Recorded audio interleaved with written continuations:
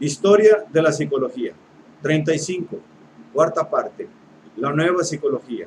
23. La psicología social. 1. Los principios de la psicología social.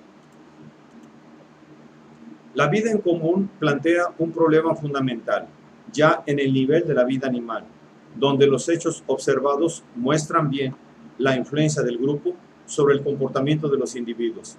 Por ejemplo, las relaciones jerárquicas de dominación y de sumisión.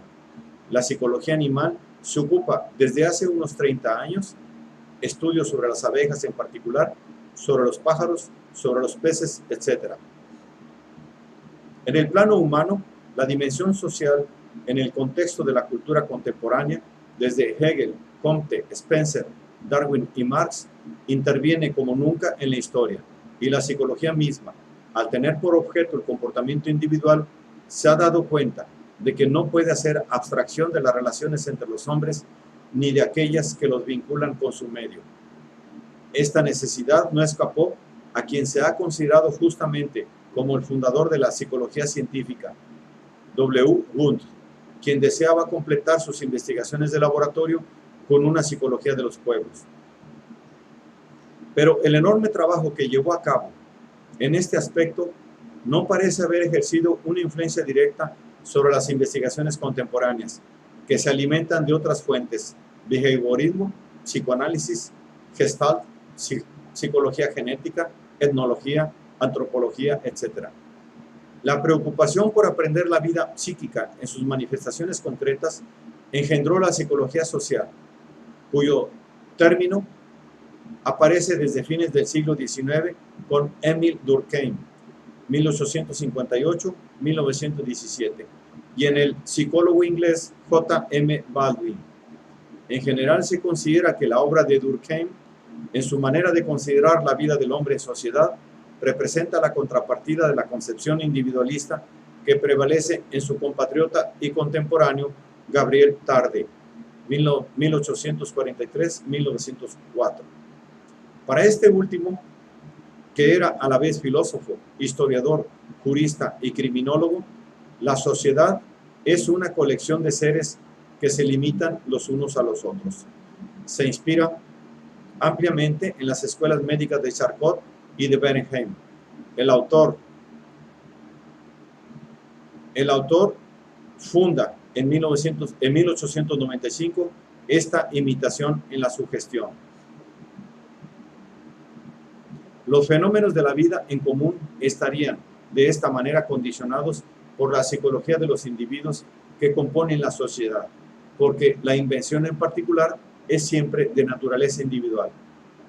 No hay lugar para examinar aquí una teoría que extrapola este hecho innegable de que el carácter elemental y automático de las funciones psíquicas que se manifiesta en la degeneración psicológica, igual que en la conducta típicamente instintiva, se encuentra en las manifestaciones de la vida social.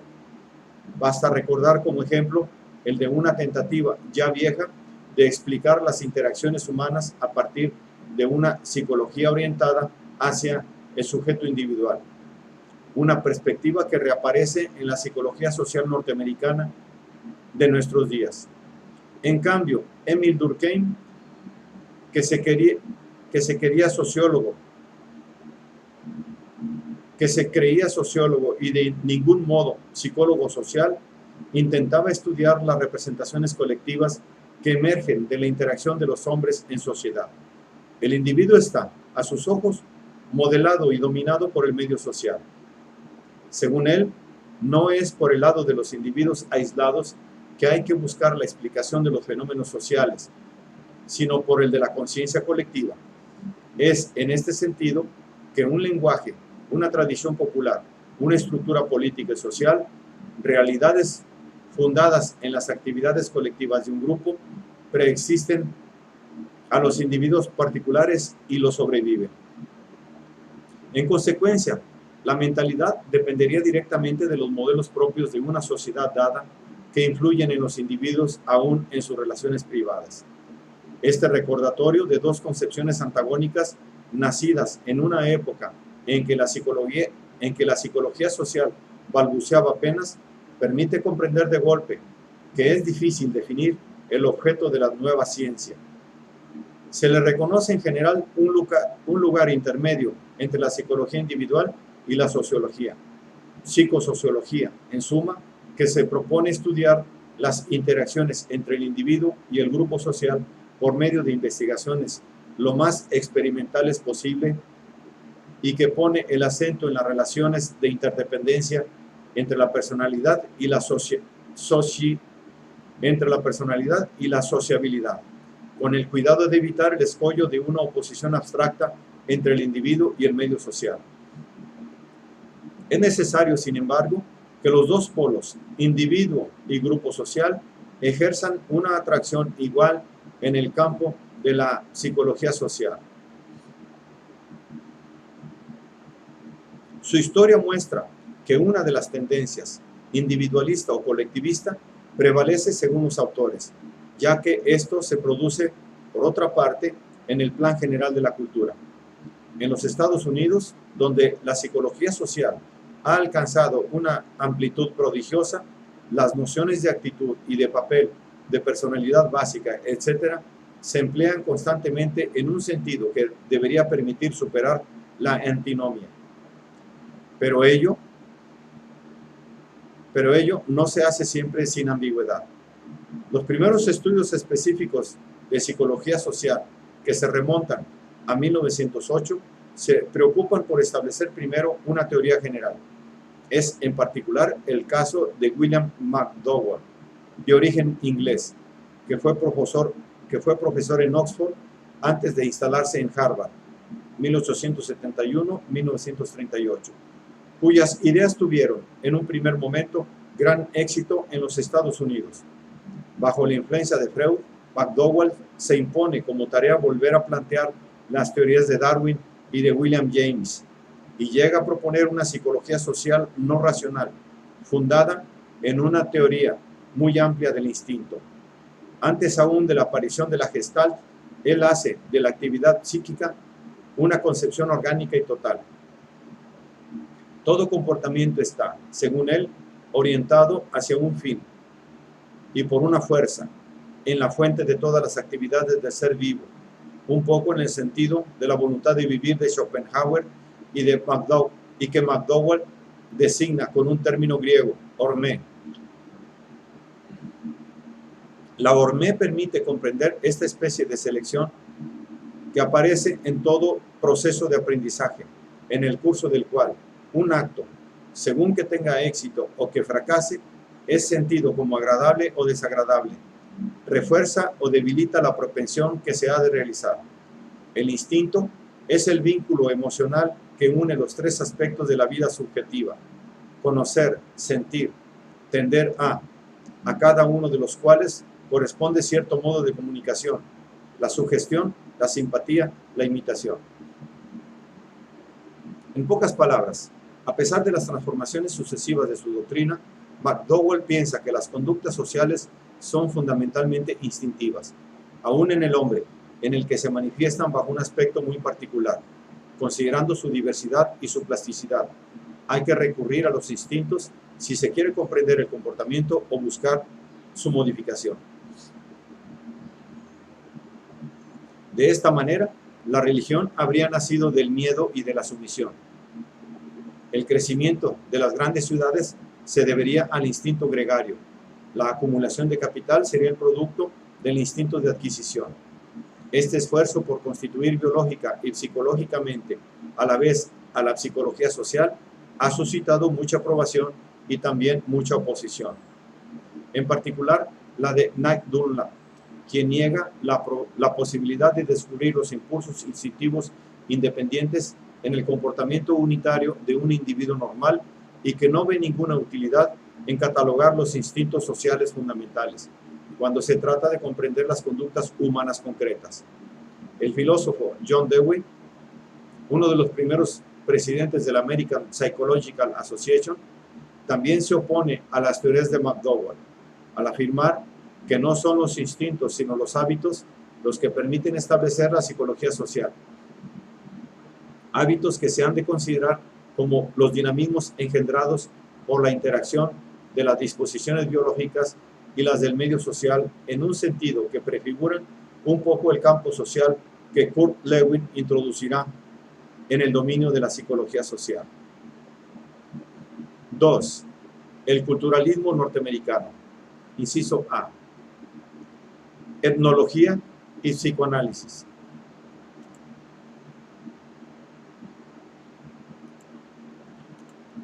Las teorías culturalistas, derivadas del psicoanálisis por filiación y reacción, nacieron de la preocupación por cuestionar las descripciones freudianas de la dinámica de las pulsiones, al considerar que eran tributarias de las observaciones realizadas en el contexto de la civilización occidental.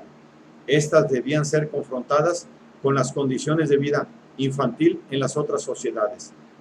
Este paso del biologismo de Freud, como dicen de buena gana los culturalistas, a sus nuevas perspectivas, ha estado influenciado principalmente por los trabajos de Adler, quien insiste en los factores socioculturales en ciertas fijaciones del sentimiento de inferioridad, por los de Reich, quien les atribuye una importancia esencial en la formación del carácter, por los de Jung, en fin, por el interés que consagró siempre a la mentalidad de los pueblos primitivos. A partir de 1913, Freud mismo, Totem y Tabú, aborda la psicología colectiva, pero en un sentido que subordina las tendencias sociales a las pulsiones instintivas reprimidas. Ve, en resumen, en la civilización, un proceso que se hace necesaria una represión en la cual toman parte los individuos, mientras que la corriente culturalista llegará a la afirmación de que las sociedades deben ser consideradas bajo el aspecto de un conjunto de instituciones que desempeñan un papel no solamente negativo, sino positivo en la formación de la personalidad.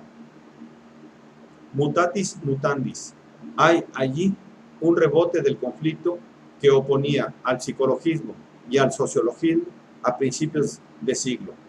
El primero pone todo el acento en el individuo como tal. El segundo ve en él más bien la resultante del medio social. Pero la originalidad de los culturalistas es que ellos ya no hablan de la sociedad en general, sino de sociedades particularizadas.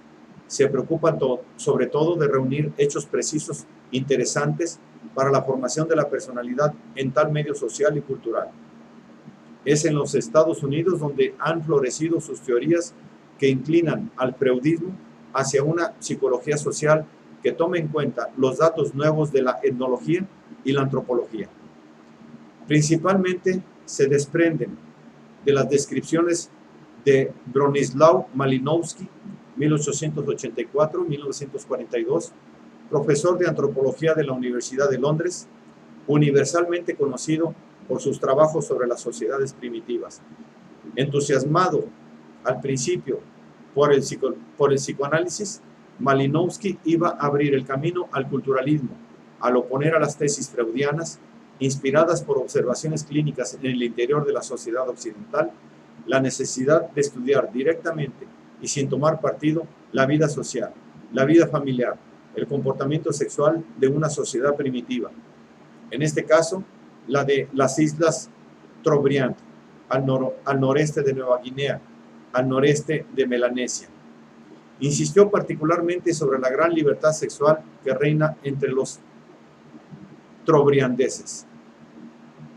Pero no obstante, es dudoso que sus descripciones puedan ser utilizadas tal como están para una comparación válida con los datos de la sociedad europea del siglo XX y su valoración de la monogamía, considerando la gran diferencia de mentalidad científica y técnica por una parte y mágica por la otra.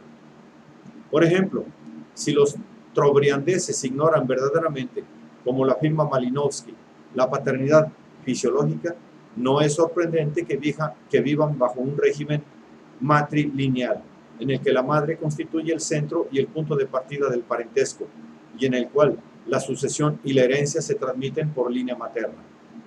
Pero es forzar las cosas, considerar su modo de vida, como lo hará Wilhelm Reich, como modelo de una sociedad no represiva y sana, opuesta a las sociedades patriarcales que no pueden sino producir desequilibrados por la represión de su sexualidad. De tal exageración estarán exentos los culturalistas norteamericanos, quienes utilizan los datos de los etnólogos con mucha más ponderación y con más matices. Ruth Benedict, muy conocida por sus trabajos sobre los indios de América, ha contribuido a la nueva antropología culturalista por la idea de que la psicología de los individuos está subordinada en un grupo a la influencia de los modelos que estos deben seguir para adaptarse a él. Pues efectivamente se implantará en la corriente culturalista la idea de que en toda cultura hay patterns admitidos y compartidos que prescriben al individuo lo que debe hacer y no hacer para ser aceptado. La noción de pattern tiene como corolario la de su transculturación, que abre el problema de saber de qué manera el individuo es recesivo a las normas de grupo, cómo puede adaptarse a él y encontrar su equilibrio. Aparece que no puede contentarse con ver en la personalidad que debe interiorizar los patterns, el simple reflejo de una cultura. Este problema de interiorización incitará a incluir al psicoanálisis, ya que la existencia de una personalidad común o aprobada es susceptible de ser explicada a través de los procesos descritos por ella, en particular los de la introyección y proyección. De esta manera, Abraham Gardiner, nacido en 1891 y profesor de la Universidad de Columbia, se impondrá como tarea la de sistematizar la nueva antropología, integrando en una sola estructura dinámica lo psiquismo y lo cultural. Para ello, utiliza como psicoanalista las encuestas de los etnólogos, en particular las de Ralph Linton y los Tanala de Madagascar y los polinesios de las Islas Marquesas.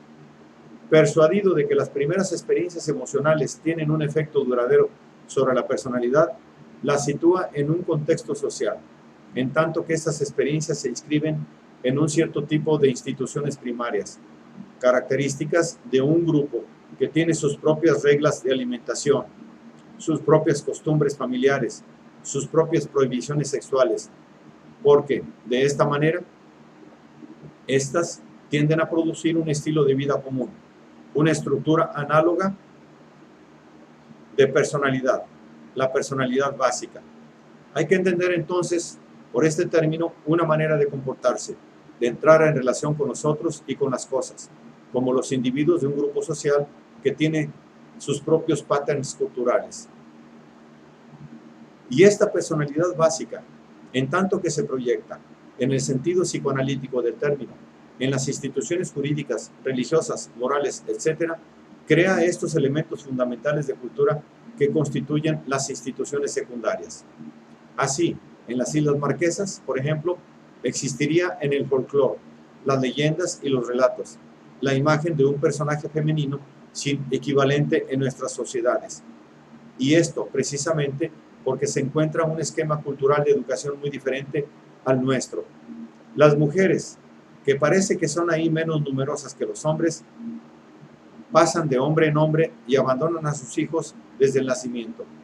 Los niños en este país, donde casi no hay leche y los alimentos son escasos, son alimentados por el padre, quien les administra mal que bien una papilla. Aparte de la gran mortalidad infantil, de estas condiciones educativas resulta una personalidad particular cuyos rasgos están en relación con la experiencia de una carencia materna. La mujer no les aparece bajo el aspecto materno, sino más bien la de un ser al que hay que temer y en el que no se puede confiar. Es entonces la desviación de la personalidad básica, concepto operacional, según él, que Gardiner hace derivar las instituciones secundarias de las instituciones primarias. La noción está a la vez investida de un valor lógico. Es normal que de condiciones ambientales idénticas en la infancia se produzca una estructura básica análoga y empírica. Tal estructura es notable en un grupo humano. Por consiguiente, es posible admitir que los rasgos típicos de la personalidad básica son verdaderamente congénitos a las instituciones y que determinan la existencia y la estabilidad de una cultura.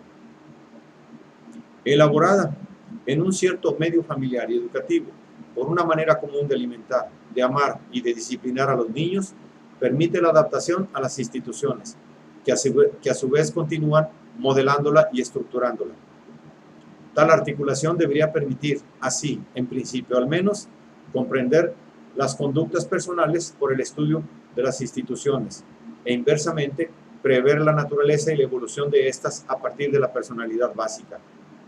Por último, los trabajos de Ralph Linton, 1893-1953, profesor de la Universidad de Yale, son menos esquemáticos. Provienen de un hombre que adquiere sobre el terreno como arqueólogo y después como etnólogo una gran experiencia de la vida de numerosos grupos y representa en su más alto nivel el pragmatismo en materia de psicología social. Esta, según Linton, debe preocuparse de matizar las cosas, admitir principalmente, además de la personalidad básica, la noción de una personalidad estatuaria, porque si es necesario comprender de qué manera la posición del individuo influye en sus relaciones con la cultura, al recurrir a tal personalidad ligada a una cierta clase o casta, puede explicar el modelado sufrido por la individualidad en las sociedades cuyas relaciones de producción tienen un contenido de clase. A este respecto, Linton toma del sociólogo y filósofo George Herbert Mead el concepto de papel, indispensable a sus ojos si se quiere explicar la socialización de la personalidad.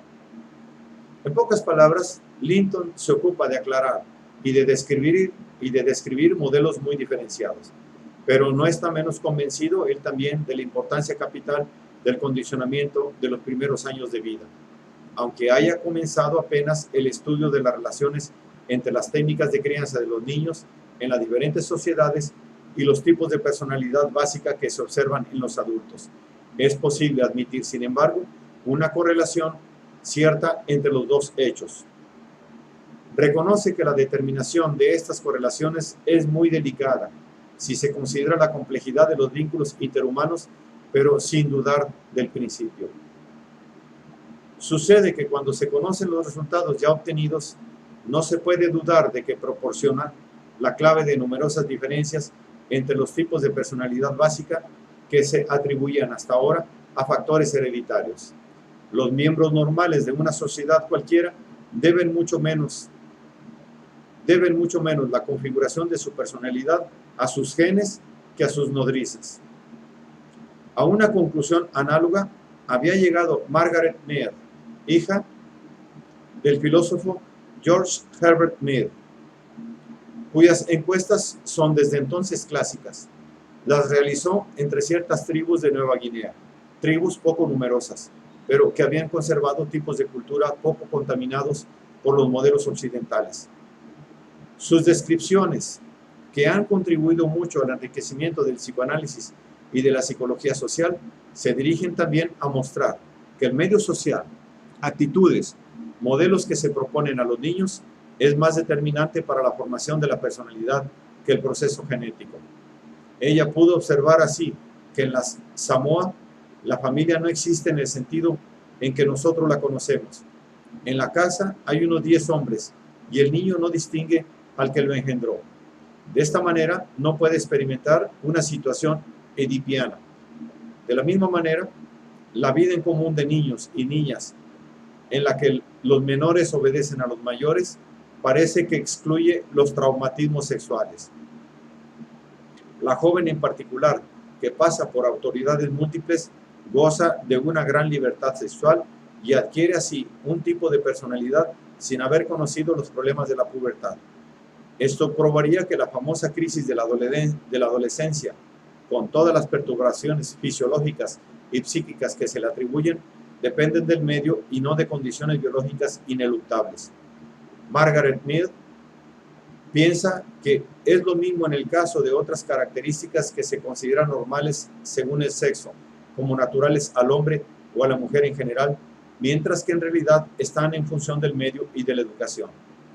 De esta manera, en la tribu de los Arapesh, que vive en un país montañoso y pobre, no se puede encontrar el espíritu de competencia que caracteriza en todos los niveles a nuestras sociedades occidentales. Los hombres y las mujeres, sosegados y dulces con sus hijos, los rodean de afecto y los castigan con discernimiento, haciendo así de ellos seres cooperativos y confiados. En cambio, en la tribu caníbal de los mundogomos, en donde todo el mundo es cazador, las mujeres son tan combativas, violentas y crueles como los hombres. No muestran ningún amor maternal, y los niños, que viven en medio de adultos indiferentes u hostiles, están obligados a luchar para obtener alimento suficiente. En estas condiciones, reaccionan con agresividad, se hacen inquietos y violentos. En fin, en una tercera tribu, la de los chambulís, el elemento dominador está representado por las mujeres, robustas, prácticas, reflexivas. Son ellas quienes tratan los asuntos del clan y se ocupan del abastecimiento.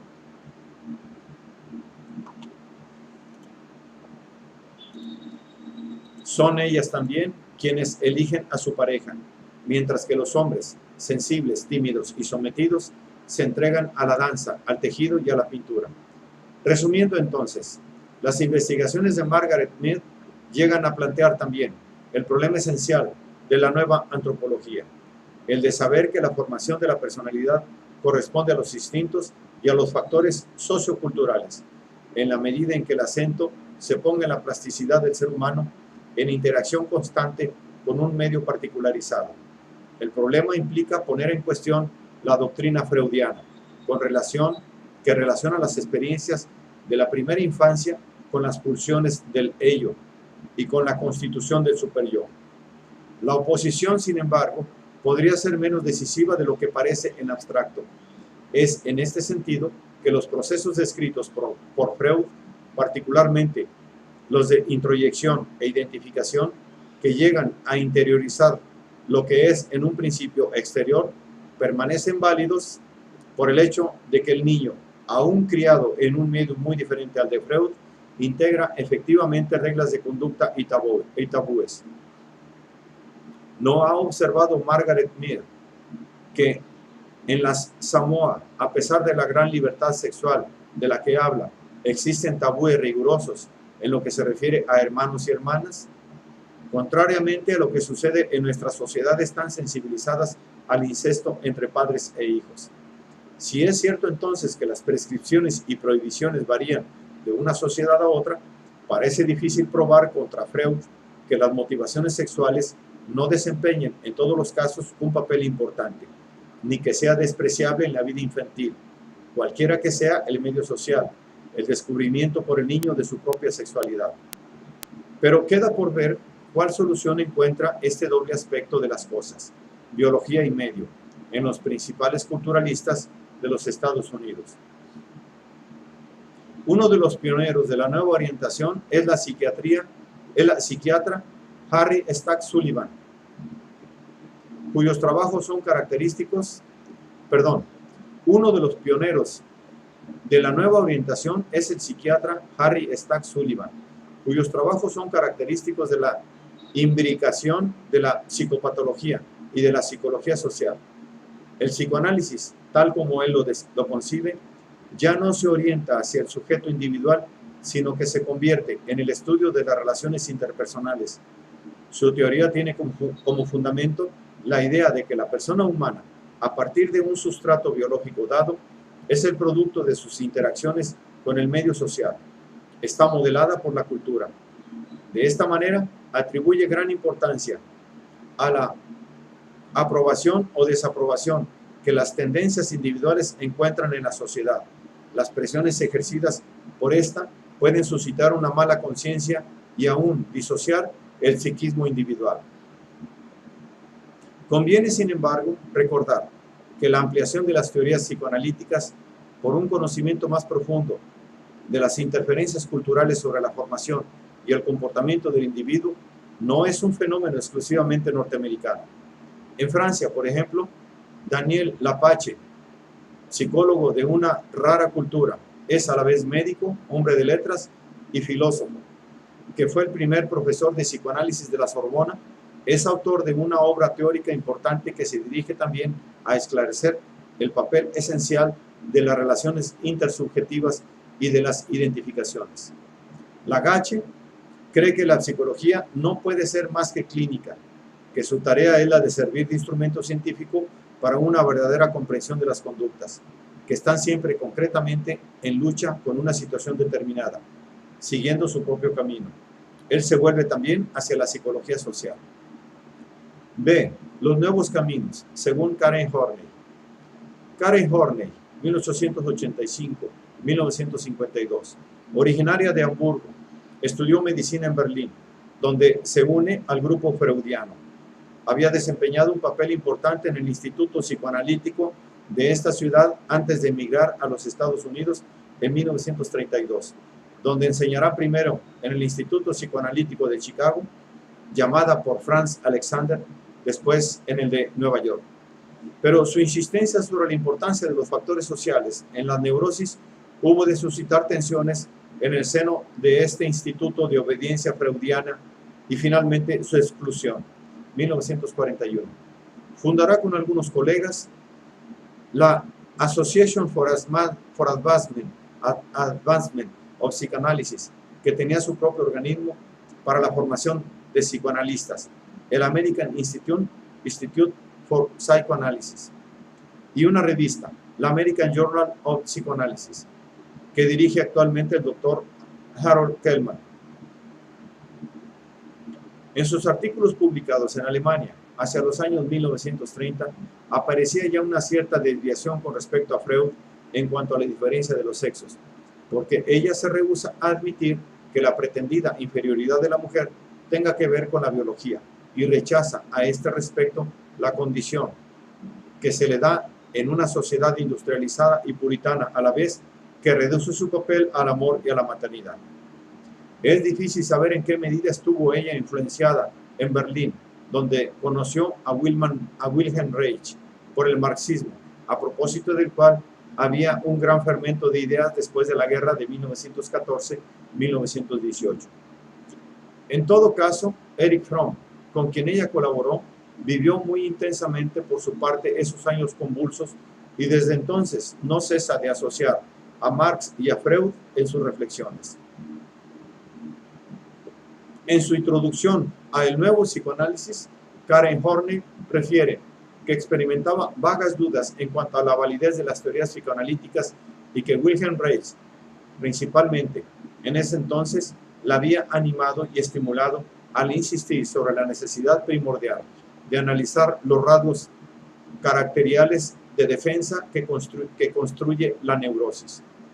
Ella rinde también homenaje a Max Horkheimer, a quien la ayuda a descubrir las premisas psíquicas del pensamiento de Freud, y sobre todo a Erich Fromm, al reconocer que le debía mucho. Sus dudas debían tomar consistencia en los Estados Unidos.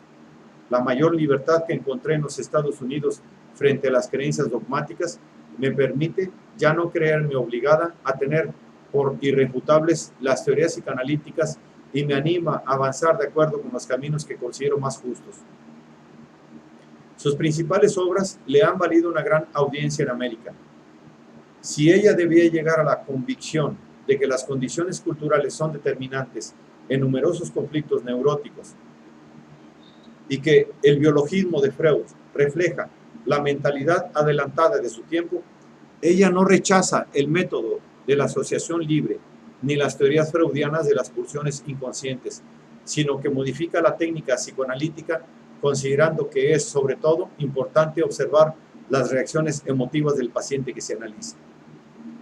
Al integrar las concepciones adlerianas sobre la necesidad de afirmarse y de compensar las propias inferioridades, ella cuestionará en 1942 el autoanálisis, la necesidad de un psicoanálisis, según lo afirmaba Freud, para conquistar la propia autonomía. Para Karen Horney, el yo tiende naturalmente a desarrollarse y a realizarse, y la neurosis aparece solamente si esta tendencia ha sido obstaculizada por el ambiente del niño. Pero aún así, a sus ojos, la tendencia permanece en general demasiado fuerte para que el adulto pueda salir de apuros por sí mismo. La finalidad de la obra es la de aportar a las personas deseosas de intentar la experiencia del autoanálisis los conocimientos y los métodos para que lo puedan hacer. Ella reconoce, sin embargo, que no es una empresa fácil, sino difícil y dramática, y que es deseable al menos el control de un experto. Por otra parte, se aparta totalmente de la metapsicología de Freud, particularmente de los instintos de muerte, la agresividad innata, la compulsión de repetición, cuestiones todas que le parecen de un pesimismo exagerado.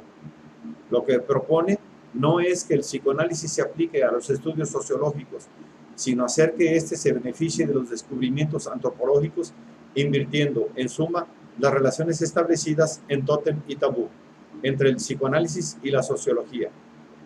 En La personalidad neurótica de nuestro tiempo, 1937, afirma que las condiciones de vida, principalmente en los grandes centros urbanos, son factores decisivos en la neurosis, porque ponen al individuo en un estado de frustración perpetua, riquezas inaccesibles en un mundo duro en el que el dinero todo lo permite, mundo en contradicción con la enseñanza moral y religiosa, y en el que la desigualdad de los bienes crea en los individuos un estado de tensión y aún de hostilidad.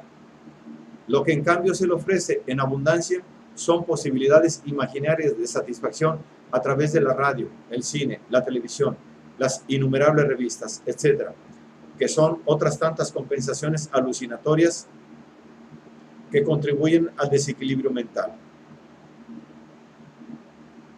Su segunda obra, El nuevo psicoanálisis, 1939, habría de mostrar una nueva disidencia en el interior del movimiento psicoanalítico. Las ideas que la fundamentan son ciertamente dignas de interés, pero a menudo se ha reprochado a Karen Horney, muy particularmente en Europa, una superficialidad que contrasta con la profundidad de Freud. C. El humanismo de Erich Fromm. En cambio, la reputación de Erich Fromm, a menudo considerado como el padre de la escuela culturalista norteamericana, es indiscutible. Nacido en Frankfurt en 1900, estudió psicología, sociología y filosofía, para enseguida especializarse en psicoanálisis en el Instituto de Berlín. Emigró a los Estados Unidos en 1934 e impartió cursos en la Columbia y en la Yale University. Actualmente enseña psicología en la Universidad de Nueva York y en la Universidad Nacional de México. Al principio, en los años 30, colaboró en una revista editada por el prestigiado Instituto de Investigación Social de Frankfurt, al que pertenecían Theodor Adorno, Max Horkheimer, Herbert Marcuse. Su considerable obra ha ampliado enormemente las ideas psicoanalíticas fundamentales porque hace, si se puede decir, flechas con toda la madera al considerar como un gran empobrecimiento la tendencia actual a relativizar el pensamiento y a deificar a una objetividad esterilizante. El esfuerzo científico debe hallarse desvinculado de los factores subjetivos y su fin es mirar al mundo sin pasión ni interés. El sabio debe aproximarse a los hechos con las manos esterilizadas, tal como el cirujano se acerca a su paciente. El miedo a la libertad, página 269. Su concepción es entonces la de un hombre comprometido que se esfuerza por considerar la realidad humana en su complejidad, bajo su doble aspecto de cuerpo y de espíritu, de sensibilidad y de razón, de ser individual y de ser social.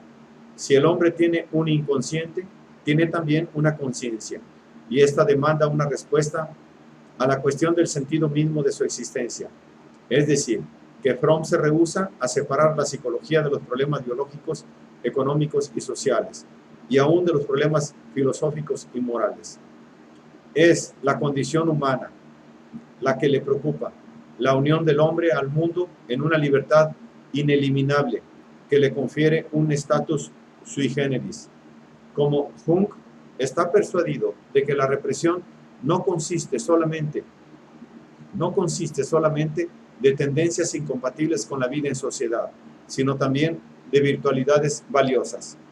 Además, según él, la terapéutica psicoanalítica debe ser considerada de una manera más activa y positiva que la de los freudianos ortodoxos, porque no se trata solamente de hacer al sujeto capaz de adaptarse a las restricciones de la sociedad en que vive, sino en la perspectiva de una sociedad más humana, ayudarlo a desarrollar sus potencialidades, a convertirse verdaderamente en sí mismo.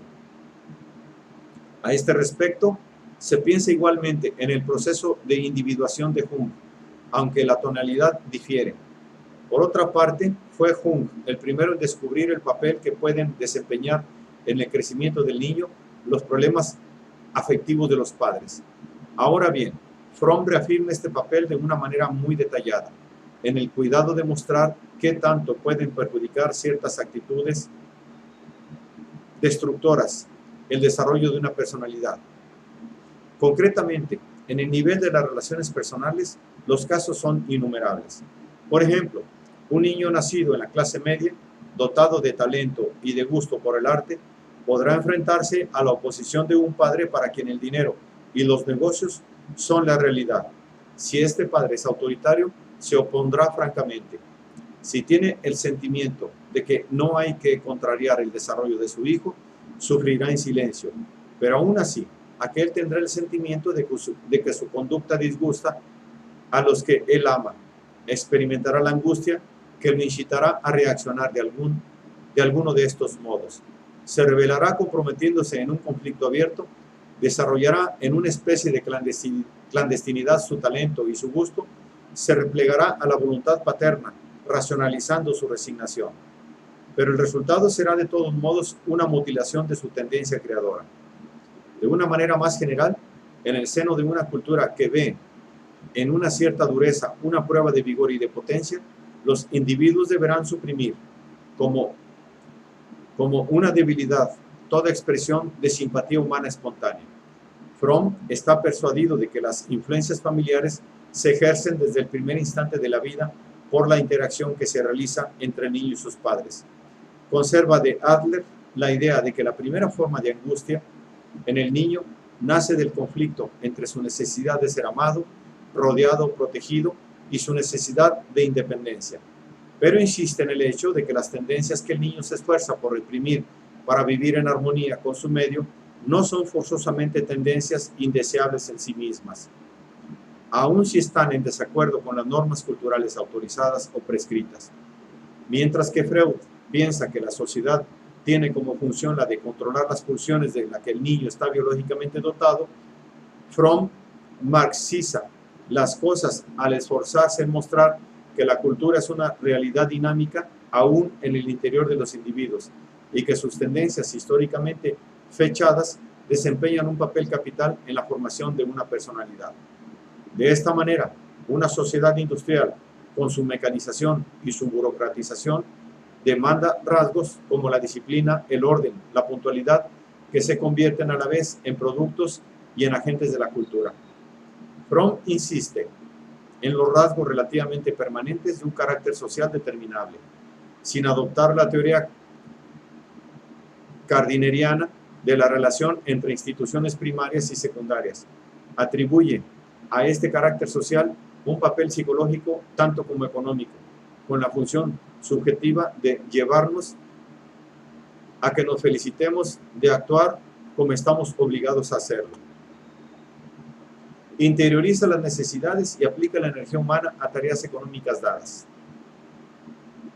En otras palabras, las ideas no se hacen actuantes, sino en la medida en que responden a necesidades humanas determinantes en su carácter social. Es posible admitir entonces que la estructura de este carácter influye no solamente los pensamientos y los sentimientos, sino los actos mismos.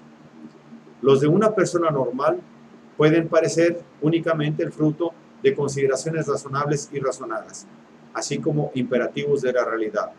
Pero bajo el microscopio del análisis psicoanalítico se distingue fácilmente que una buena parte del comportamiento humano obedece a otros impulsos, pues actualmente todo el mundo experimenta el mismo estímulo para el trabajo y la necesidad de tener una ocupación remunerada es más urgente que nunca. Se puede juzgar la parte de presión y el inconsciente que entra en nuestras caras actividades de hombres libres. Pero la sociedad como tal no se opone del todo al hombre. Ella es creada por él y lo crea a su vez. Es un movimiento dialéctico que constituye la historia. Es por ello que no hay que considerar a las pulsiones instintivas históricamente condicionadas como factores biológicos establecidos de una vez por todas.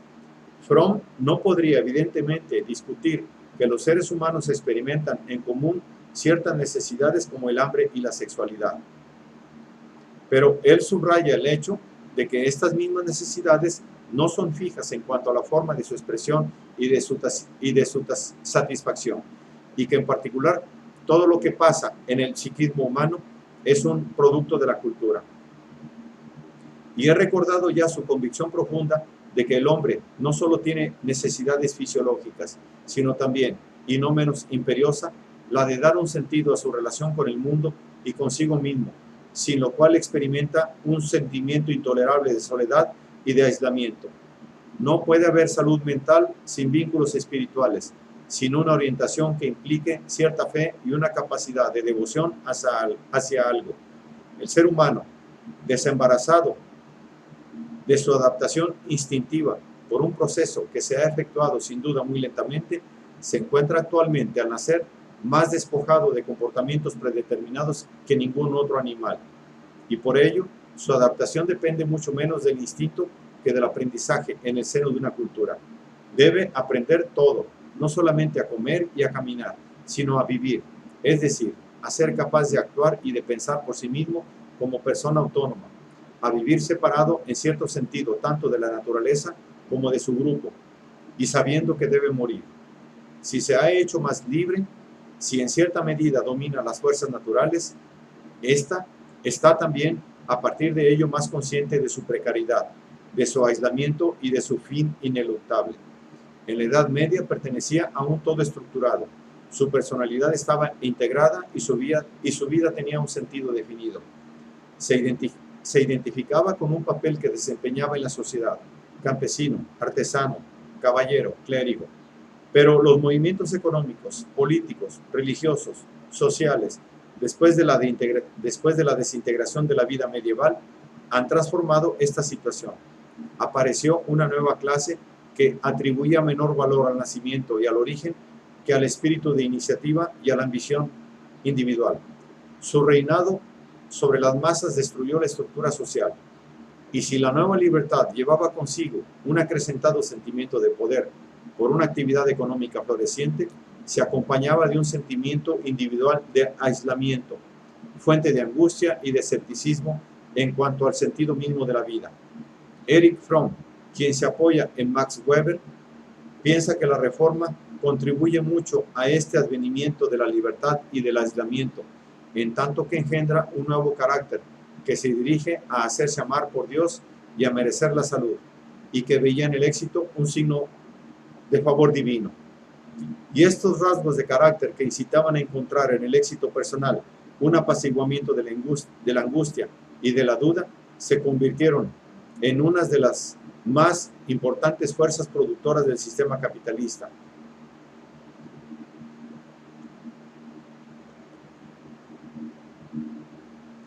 Después de tales experiencias culturales, la cuestión para Fromm es la de saber si el hombre será capaz de conservar su confianza en sí mismo y su independencia, al encontrar una solución a su sentimiento de soledad, o si preferirá renunciar a su integridad y a su libertad, abandonándose a una forma cualquiera de totalitarismo por la necesidad de sentirse de nuevo ligado con los otros. En Psicoanálisis de la Sociedad Contemporánea, Fondo de Cultura Económica, 1956, psicoanaliza la alienación del hombre contemporáneo en una sociedad preocupada ante todo por la producción económica. Un hombre con la personalidad condicionada, convertido en extranjero en el mundo que él ha creado a su semejanza, a las cosas que él utiliza y que él consume, a su gobierno y aún a su inferioridad. El diagnóstico es sombrío. Fromm, sin embargo, no quiere desesperar y ruega por el advenimiento de un humanismo radical, capaz de transformar la legislación actual. La batalla será formidable, pero existe al menos una oportunidad, siempre y cuando la reacción ante la amenaza real a la vida, tanto física como espiritual, llegue a ser tan rigurosa que la opinión pública comenzará a exigir esos cambios debido a que un número cada vez mayor de individuos se incorporase a las filas del humanismo radical. Y justamente porque hoy la amenaza no es solo contra el interés de clase de ciertos grupos, sino contra la vida y la salud mental de todos, parece razonable tener la pequeña esperanza de que las ideas del humanismo radical consigan ser efectivas en un sector de la población tan considerable que pueda llevar a cabo el cambio radical.